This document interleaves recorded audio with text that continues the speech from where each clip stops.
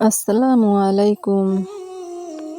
আজকে আমি আপনাদের কোরবানি সম্পর্কে এমন কিছু কথা শোনাবো যা আমাদের অনেকেরই জানা নেই, বিশেষ করে কোরবানির কিছু ভুল ত্রুটি সম্পর্কে।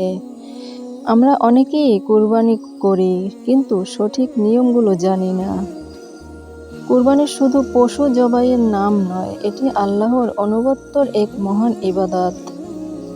বাট প্রশ্ন হলো, আমরা কি কোরবানির আদবগুলো ঠিকভাবে মানছি? যারা কোরবানি করার নিয়ত করে তাদের জন্য কি কি করণীয় রয়েছে? চুল, নখ বা দাড়ি কাটার ব্যাপারে ইসলাম কি শিক্ষা দিয়েছে? আসুন আজ আমরা এগুলো সহজভাবে জেনে নিই। রাসূল সাল্লাল্লাহু আলাইহি ওয়াসাল্লাম বলেছেন, যখন জিলহজের 10 দিন শুরু হবে এবং তোমাদের কেউ কোরবানির ইচ্ছা করবে, তখন সে যেন চুল ও নখ না কাটে। দেখুন, কোরবানির আগেই ইসলাম আমাদের প্রস্তুত হতে শিখিয়েছে। অনেকেই এই বিষয়টি জানেন না, আবার কেউ জানলেও গুরুত্ব দেন না।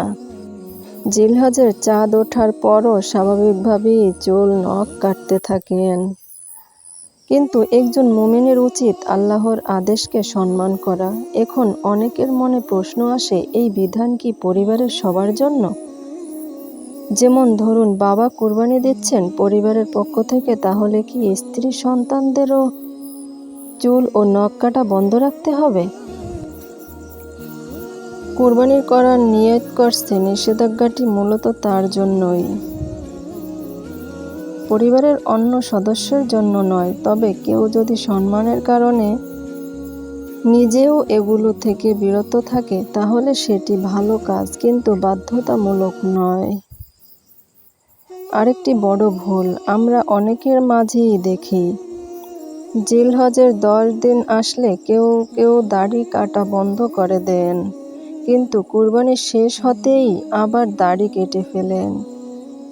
এটা আসলে ভুল ধারণা। দাড়ি শুধু 10 দিনের জন্য নয়, বরং একজন মুসলিমের জন্য সব সময় দাড়ি রাখা গুরুত্বপূর্ণ সুন্নাহ। শুধু কুরবানির সময় দাড়ি রেখে সওয়াবের আশা করা ঠিক নয়। আর কুরবানির পরপরই দাড়ি কেটে ফেলা আরও দুঃখজনক।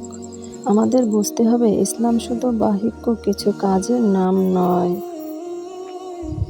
ইসলাম হলো পূর্ণাঙ্গ জীবন ব্যবস্থা, যেখানে প্রতিটি সুন্নাহর গুরুত্ব রয়েছে। আজ আমরা অনেকেই ইবাদতের মূল উদ্দেশ্য ভুলে গেছি। কুরবানির শিক্ষা হলো ত্যাগ, আনুগত্য ও তাকওয়া। শুধু পশু কুরবানি করলেই হবে না, নিজের অহংকারকেও কুরবানি করতে হবে।